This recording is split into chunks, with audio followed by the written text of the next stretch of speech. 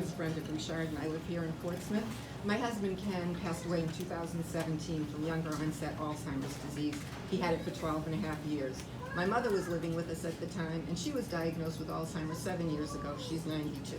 My sister was diagnosed last summer. So I know you know the statistics that, with the baby boomers coming by 2050, there'll be 14 million Americans at 1.1 trillion. We're on track to bankrupt Medicare and Medicaid. I know firsthand, after 14 years of being a caregiver, the toll this is taking on families across the country. And when my sister's given medication, she's going to be given the same medication Ken was given in 2010, the same medication that came to market in 1996, 23 years ago. So what will you do to deal with this public health crisis? Yeah. Thank you for taking my question and for being here. Of course, yeah. So first of all, again, thank you for sharing your story to help illustrate the challenge that we face.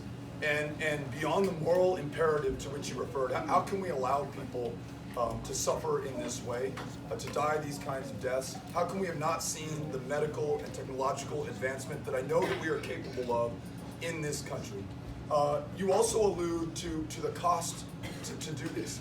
And the Alzheimer's Association members that I know and have met in El Paso, my grandmother passed away of Alzheimer's, my mom is a member, have really made the point to me that if we make these investments up front in the cures, in understanding the disease that much better, knowing the conditions that can lead to Alzheimer's, not only are we going to relieve so many of our millions of fellow Americans of suffering, but we're also going to spend over the long term a lot less in the process. And I think the same applies to otherwise incurable diseases that when we really set our minds to it.